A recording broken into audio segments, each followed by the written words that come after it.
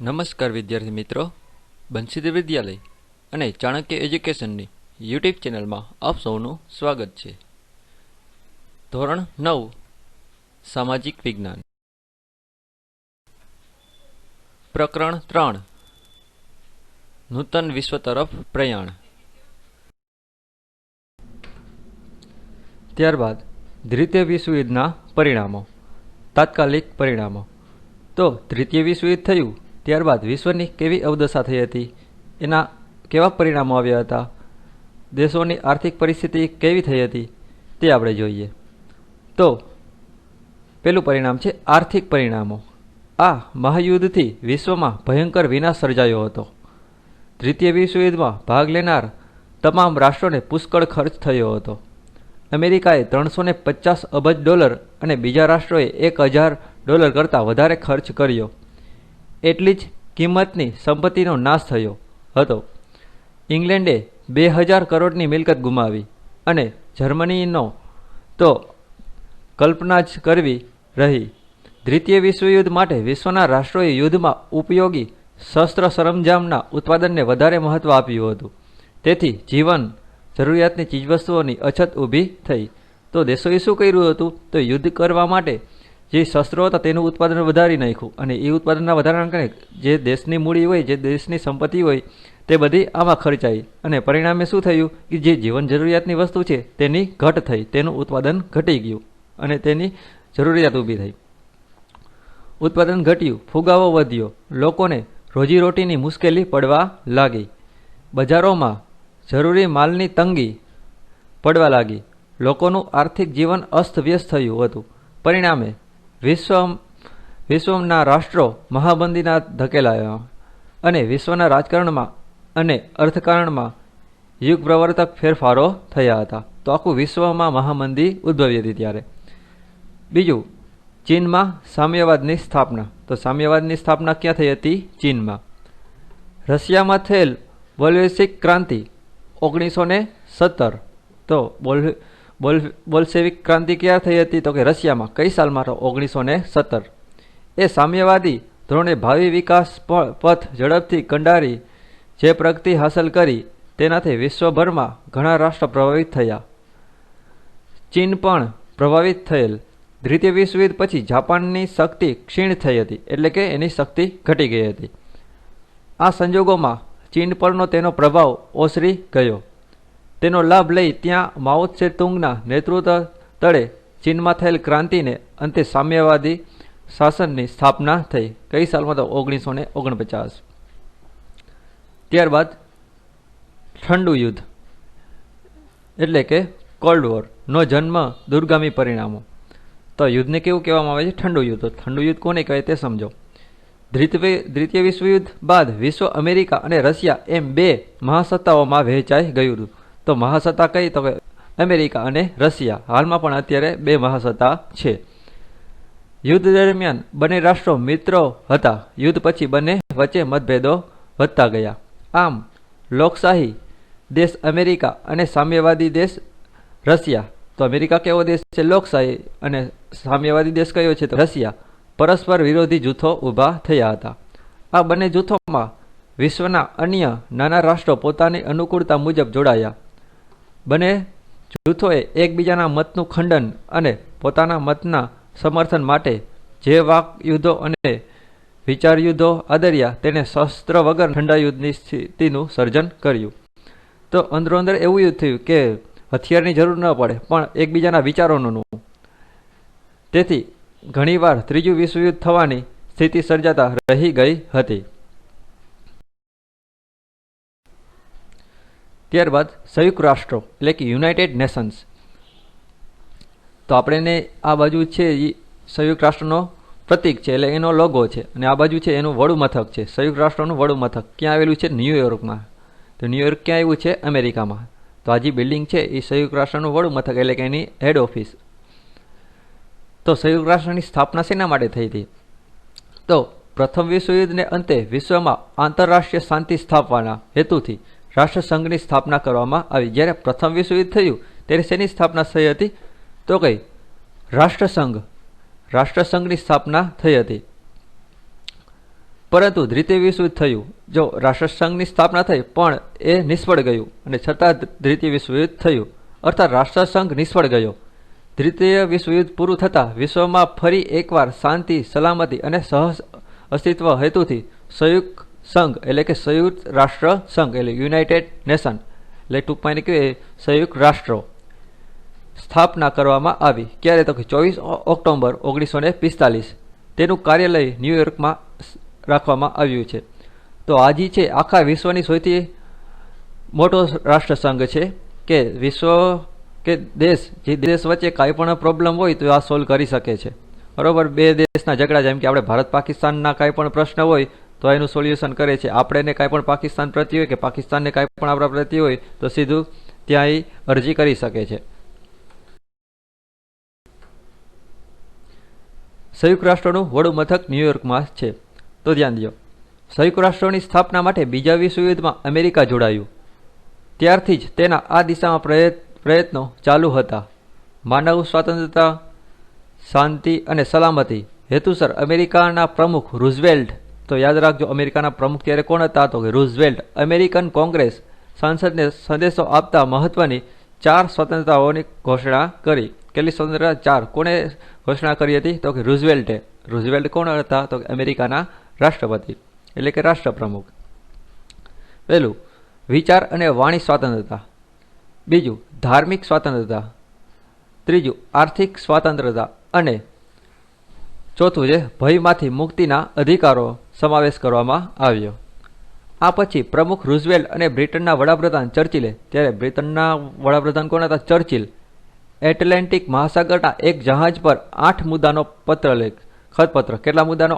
8 મુદ્દાનો ખતપત્ર તૈયાર કર્યું, જે પાછળથી એટલાન્ટિક ખતપત્ર તરીકે ઓળખાય છે. તો કયો ખતપત્ર? તો કે એટલાન્ટિક ખતપત્ર. આ કોણે બનાવ્યો હતો? તો કે પ્રમુખ રૂઝવેલ્ટ અને બ્રિટનના વડાપ્રધાન ચર્ચિલ. તો રૂઝવેલ્ટ ક્યાંના વડાપ્રધાન હતા? અમેરિકાના.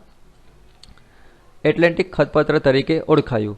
ખતપત્રમાં દરેક રાષ્ટ્રના સ્વાતંત્ર્ય અને સાર્વભૌમત્વની જાળવણી કરવી, શાંતિ, સલામતી, સામાજિક અને આર્થિક કલ્યાણ અને નિઃશસ્ત્રીકરણની બાબતોનો સમાવેશ કરવામાં આવ્યો. નિઃશસ્ત્રીકરણ એટલે કે શસ્ત્ર વગરનો દેશ. ત્યારબાદ બ્રિટન, અમેરિકા, રશિયા અને ચીનના વિદેશ પ્રધાનો વિશ્વ શાંતિ માટે મોસ્કો ખાતે ભેગા મળ્યા. તો ક્યાં થયા ભેગા? તો કે મોસ્કો. ક્યારે? 1943ના ઓક્ટોબર. જે મોસ્કો જાહેરાત તરીકે જાણીતી થઈ હતી. 1943 નવેમ્બરમાં તહેરાનમાં 3 માંધાતાઓની પરિષદ મળી વોશિંગ્ટન ખાતે. 50 રાષ્ટ્રોના પ્રતિનિધિઓએ સંયુક્ત રાષ્ટ્રોનું ખતપત્ર તૈયાર કર્યું. તો સંયુક્ત રાષ્ટ્રનું ખતપત્ર તૈયાર કર્યું, એમાં કેટલા રાષ્ટ્રો એકઠા થયા હતા? તો 50 રાષ્ટ્રોના પ્રતિનિધિઓ હતા. 1944 સપ્ટેમ્બર. 24 ઓક્ટોબર 1945ના રોજ, તો ખાસ આ સાલ યાદ રાખજો, 24 ઓક્ટોબર 1945ના રોજ 51 રાષ્ટ્રો દ્વારા સંયુક્ત રાષ્ટ્રોની સ્થાપના જાહેરાત થઈ. તો જ્યારે સંયુક્ત રાષ્ટ્રોની સ્થાપના થઈ ત્યારે કેટલા રાષ્ટ્રો એમાં જોડાયેલા હતા? તો 51. અને કઈ સાલમાં થઈ? તો 24 ઓક્ટોબર 1945. તેમાં ભારતનો પણ સમાવેશ થાય છે. ત્યારથી શરૂ કરીને આજ પર્યંત 24 ઓક્ટોબરનો દિવસ યુએન દિવસ. તો 24 ઓક્ટોબરનો દિવસ કયા દિવસ તરીકે ઉજવાય છે? યુએન દિવસ, યુનાઇટેડ નેશન ડે તરીકે વિશ્વભરમાં ઉજવવામાં આવે છે. હાલ સંયુક્ત રાષ્ટ્રોમાં 193 સભ્યો તરીકે છે.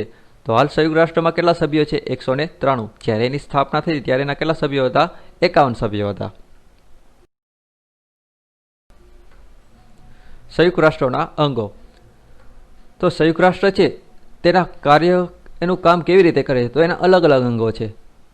સંયુક્ત રાષ્ટ્રોએ તેના ઉદ્દેશો સિદ્ધ કરવા જે તંત્ર ગોઠવ્યું તેના મુખ્ય 6 અંગો નીચે મુજબ છે. સંયુક્ત રાષ્ટ્રના અંગો મુખ્ય કેટલા છે? 6. કયા કયા? તો જોઈએ આપણે. પેલું છે સામાન્ય સભા. બીજું છે સલામતી સમિતિ. ત્રીજું છે આર્થિક અને સામાજિક સમિતિ. ચોથું છે વાલી સમિતિ. પાંચમું છે આંતરરાષ્ટ્રીય અદાલત. છઠ્ઠું છે સચિવાલય. આ અંગો પૈકી આંતરરાષ્ટ્રીય અદાલત નેધરલેન્ડના હેગ શહેરમાં આવેલી છે. જે આંતરરાષ્ટ્રીય અદાલત છે ક્યાં આવેલી છે? તો નેધરલેન્ડ જે છે દેશ, એનું હેગ શહેર છે તેમાં આવેલી છે. અન્ય સમિતિઓની મુખ્ય કચેરીઓ અમેરિકાના ન્યૂયોર્ક શહેરમાં આવેલી છે. બાકી જેટલી સમિતિ છે એનું મુખ્ય મથક ક્યાં આવ્યું છે? એટલે કે મુખ્ય કચેરી ક્યાં આવી? તો અમેરિકાના ન્યૂયોર્ક શહેરમાં. તો આના જે આ સમિતિના કાર્યો જે છે એ આપણે ધોરણ 8માં શીખી ગયા છીએ.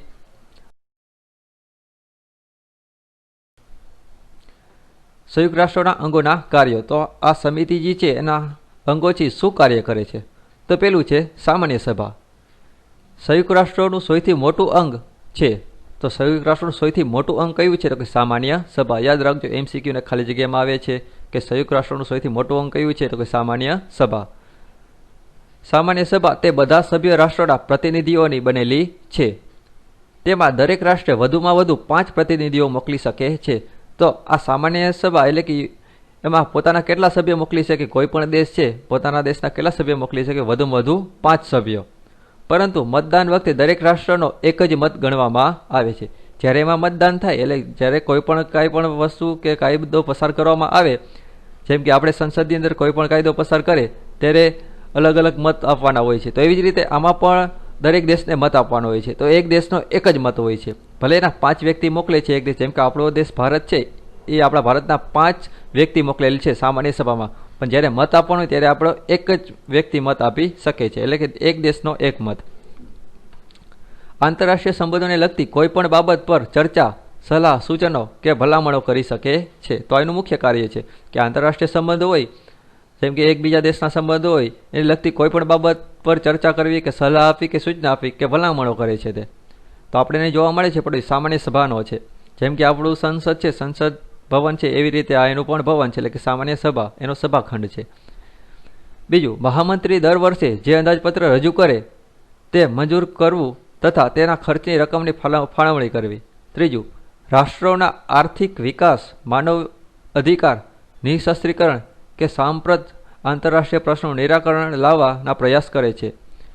ચોથું, સામાન્ય બાબતોમાં નિર્ણય 2/3 સભ્યોની બહુમતીથી લેવાય છે. કોઈ પણ નિર્ણય લેવાય તો એના કેટલા સભ્યો હોય છે? 2/3 સભ્યો.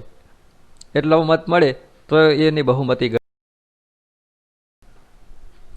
ત્યારબાદ સલામતી સમિતિ.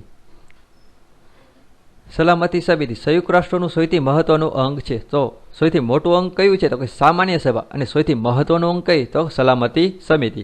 જે આપણે ઉપર ફોટા જોવા મળે છે એની સલામતી સમિતિ જે એનું સભાખંડ છે એના આપણે ફોટા જોવા મળે છે. તો સલામતી સમિતિનું કાર્ય શું છે તે આપણે જોઈએ. સંયુક્ત રાષ્ટ્રોનું સૌથી મહત્વનું અંગ છે.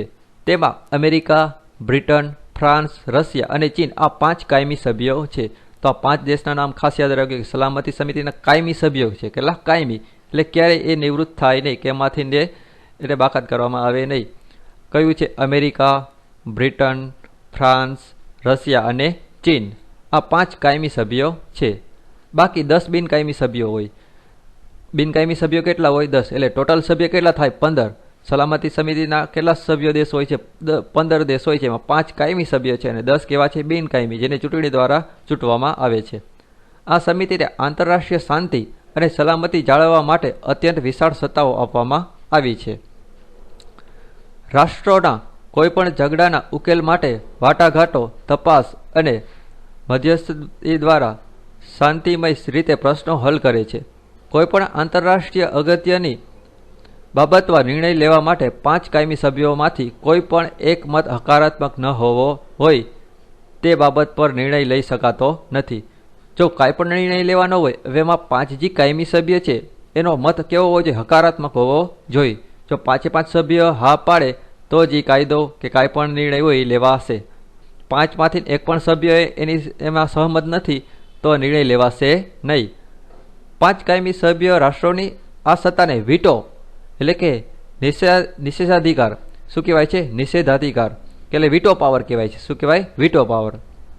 વીટો પાવર એટલે શું? તો કે 5 સભ્યમાંથી કોઈ પણ એક સભ્ય નકાર કહી તો એ વીટો પાવરનો ઉપયોગ કરેલો કહેવાય છે. રશિયાએ વીટોનો સૌથી વધુ વખત ઉપયોગ કર્યો. તો સૌથી વધુ વખત વીટો પાવરનો ઉપયોગ કોણે કર્યો છે? રશિયાએ. એમાં ઘણી વખત આપણા દેશ ભારત માટે પણ એ કરેલ છે.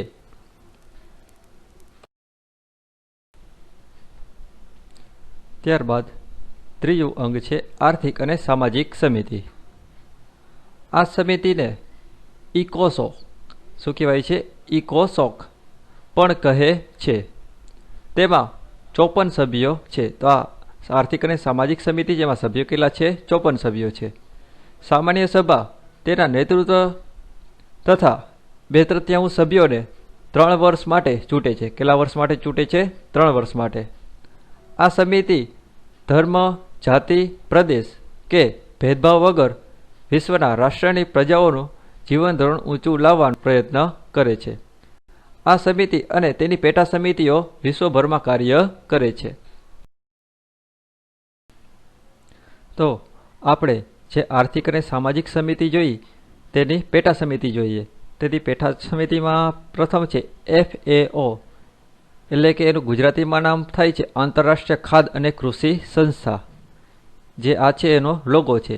તો FAOનું પૂરું નામ શું થાય? Food and Agriculture Organization of the United Nations, કારણ કે તે યુનાઇટેડ નેશન્સની એક સંસ્થા છે. તે ખેતપેદાશ, જંગલો અને માછલીઓનું ઉત્પાદન વધારવા, પોષણનું ધોરણ ઊંચું લાવવા સહાય કરે છે. તો કૃષિ એટલે કે ખેતી ઉત્પાદનની જે કાંઈ પણ દેખરેખ હોય, તેને લગતું અમુક ઉત્પાદન હોય, તે દરેક વસ્તુની બાબતની આ દેખરેખ રાખે છે. ત્યારબાદ ILO એટલે કે આંતરરાષ્ટ્રીય મજદૂર સંસ્થા વિશ્વના મજદૂરના હકો અને ન્યાય આપવાનું કાર્ય કરે છે. તો ILOનું પૂરું નામ શું થાય? પહેલે તો કે ઇન્ટરનેશનલ લેબર ઓર્ગેનાઇઝેશન. આ છે એનો લોગો છે. એનું પૂરું નામ શું છે? ઇન્ટરનેશનલ લેબર ઓર્ગેનાઇઝેશન, એટલે કે આંતરરાષ્ટ્રીય મજદૂર સંસ્થા. તેનું કાર્ય શું છે? તો કે વિશ્વના મજદૂરના હકો અને ન્યાય આપવાનું કાર્ય કરે છે. ત્યારબાદ WHO વિશ્વ આરોગ્ય સંસ્થા. આનું નામ તમે સાંભળેલું જ હશે કે WHO. જેમ કે વારંવાર છાપામાં, ન્યૂઝમાં, ટીવીમાં આનું નામ આવતું કે WHO એ કોરોના વિશે આ જાહેરાત કરી, ઓલી જાહેરાત કરી. તો કાંઈ પણ જે વિશ્વનું આરોગ્ય હોય એની દેખરેખ આ રાખે છે. જેમ કે આ એનો લોગો છે. WHOનું પૂરું નામ શું છે ઇંગ્લિશમાં? તો વર્લ્ડ હેલ્થ ઓર્ગેનાઇઝેશન, એટલે ગુજરાતીમાં નામ શું છે? વિશ્વ આરોગ્ય સંસ્થા. આખા વિશ્વના આરોગ્યની દેખરેખ રાખે છે, પણ કોરોના સમયે રાખી શકી નહીં. તો એનું કાર્ય વિશ્વના માનવીઓનું સ્વાસ્થ્ય સુધારવાનું કાર્ય કરે છે. ત્યાર પછી IMF એટલે કે આંતરરાષ્ટ્રીય બેંક તથા નાણાં ભંડોળ. તો આ એનો લોગો છે. ઇંગ્લિશમાં એનું IMFનું પૂરું નામ છે ઇન્ટરનેશનલ મોનિટરી ફંડ, એટલે કે આંતરરાષ્ટ્રીય બેંક તથા નાણાં ભંડોળ. તો શું કાર્ય? કે નાણાકીય સ્થિરતા સ્થાપવાનું કાર્ય કરે છે. વિશ્વના ઘણા બધા દેશોની પરિસ્થિતિ નબળી હોય તો તેને નાણું આપવાનું, એટલે કે પૈસા આપવાનું પણ કાર્ય કરે છે, અને નાણાકીયની સ્થિરતા રહી તે પણ કાર્ય કરે છે. ત્યારબાદ યુનિસેફ એટલે કે બાળકો માટેનું આકસ્મિક ફંડ. શું છે? બાળકો માટેનું આકસ્મિક ફંડ. તો યુનિસેફનું પૂરું નામ શું થાય છે? તો કે United Nations International Children's Emergency Fund. નું કાર્ય શું છે? તો કે વિશ્વના બાળકોનું સ્વાસ્થ્ય સુધારવા, પૌષ્ટિક ખોરાક, શિક્ષણ અને બાળ કલ્યાણની પ્રવૃત્તિઓ કરે છે. ત્યારબાદ યુનેસ્કોનું ગુજરાતીમાં પૂર્ણ નામ શું છે? શૈક્ષણિક, વૈજ્ઞાનિક અને સાંસ્કૃતિક સંસ્થા. તો આ એનો લોગો છે અને નીચેનું પૂરું નામ આપેલું છે. યુનેસ્કોનું પૂરું નામ શું છે? કે United Nations Education, Scientific and Cultural Organization. તો આ કાર્ય શું કરે છે યુનેસ્કો? તો આ સંસ્થા નિરક્ષરતા નિવારણ, શિક્ષણ દ્વારા માનવીનું જીવન ધોરણ ઊંચું લાવવાનું, શિક્ષણ અને વિજ્ઞાન અને સાંસ્કૃતિક સાધનો દ્વારા રાષ્ટ્રો વચ્ચે સહકાર વધારવાનું કાર્ય કરે છે. ત્યારબાદ ચોથી સમિતિ છે વાલી સમિતિ. આ સમિતિમાં 5 કાયમી સભ્યો હોય છે. કેટલા સભ્યો કાયમી હોય છે? 5 કાયમી સભ્યો. તેમને સામાન્ય સભા પસંદ કરે છે. તો 5 સભ્યોની પસંદગી કોણ કરે છે? સામાન્ય સભા. તે દેશોના પ્રતિનિધિઓ હોય છે. અગાઉ વાલીપણા એટલે કે મેન્ડેટ હેઠળ જે પ્રદેશો હતા તેમજ જે પ્રદેશોને સ્વતંત્રતા મળી ન હતી તેવા અને દ્વિતીય વિશ્વયુદ્ધમાં પરાજિત થયેલ પ્રદેશોની દેખરેખ માટે તેમજ તેમના સામાજિક, આર્થિક, રાજકીય જેવી તમામ બાબતોનો વિકાસ થાય છે તે જોવાની ફરજ વાલી સમિતિની છે. તો વાલી સમિતિનું મુખ્ય કાર્ય શું છે? તો કે અમુક એવા દેશ છે કે જેની આર્થિક પરિસ્થિતિ નબળી છે, તો તેવા દેશોનું સંચાલન કરે, તેના લોકોનો વિકાસ થાય, એ દેશનો વિકાસ થાય તેવું કાર્ય કરે છે. ત્યારબાદ 5મું અંગ છે આંતરરાષ્ટ્રીય અદાલત. તો જે નીચે આપણને ફોટા જોવા મળે છે તે આંતરરાષ્ટ્રીય અદાલત છે. જેમ કે આપણી ગુજરાતની અદાલત અમદાવાદમાં આવેલી છે, આપણા દેશ ભારતની અદાલત સુપ્રીમ કોર્ટ દિલ્હીમાં આવેલી છે. એવી રીતે આંતરરાષ્ટ્રીય અદાલત છે જે નેધરલેન્ડમાં આવેલી છે. એટલે તેનું મુખ્ય મથક નેધરલેન્ડના હેગ શહેરમાં છે. કયો દેશ? નેધરલેન્ડ. એનું શહેર કયું છે? હેગ શહેરમાં આ અદાલત આવેલી છે. તેમાં 15 ન્યાયમૂર્તિઓ હોય છે. તો આ અદાલતમાં કેટલા ન્યાયમૂર્તિ હોય છે? 15 ન્યાયમૂર્તિ એટલે કે જજ હોય છે. 9 વર્ષ માટે તેઓ નિયુક્ત થાય છે. તો કેટલા વર્ષ માટે નિયુક્ત થાય છે એની? તો કે 9 વર્ષ માટે. કોઈ પણ બે રાષ્ટ્રો વચ્ચેના વિવાદનો નિકાલ કરે છે. રાષ્ટ્રો વચ્ચેનો ઝઘડો અદાલત સમક્ષ રજૂ કરવામાં આવે તો તેને ચુકાદો આપે છે અને કાયદાકીય સલાહ આપવાનું કાર્ય કરે છે. ત્યારબાદ છઠ્ઠું અંગ છે સચિવાલય. સંયુક્ત રાષ્ટ્રોના મહામંત્રીની કચેરીને સચિવાલય કહે છે. સામાન્ય સભા તેના મહામંત્રીની નિમણૂક 5 વર્ષ માટે કરે છે. મહામંત્રીને કાર્યોમાં મદદ કરવા માટે મંત્રીઓ, વ્યવસ્થાપકો, મદદનીશો, ભાષાંતરકારો અને નિષ્ણાંતોનો સમાવેશ કરવામાં આવે છે. સંયુક્ત રાષ્ટ્રનું સચિવાલય ન્યૂયોર્કમાં છે. તો સંયુક્ત રાષ્ટ્રનું સચિવાલય ક્યાં આવેલું છે? સચિવાલય એટલે કે એનું મુખ્ય મથક તો કે ન્યૂયોર્કમાં. વિશ્વમાં શાંતિ સ્થાપવા, વિશ્વ એકતા અને વિશ્વ બંધુત્વનું સ્વપ્ન સાકાર બને તે માટે સંયુક્ત રાષ્ટ્રો પ્રયત્નશીલ છે. તો આપણે આ ચેપ્ટરની અંદર ઘણું બધું શીખ્યા છીએ. આ ચેપ્ટર તમને ધોરણ 9માં થી પણ 10 અને જ્યારે તમારું એજ્યુકેશન પૂરું કરશો ત્યારે પણ આ બધું તમને કામ આવશે. કેમ કે કોમ્પિટિટિવ એક્ઝામની અંદર આ બધું પૂછવામાં આવે છે. તો આ ચેપ્ટર તમે સમજ્યા એના બદલ આપનો આભાર.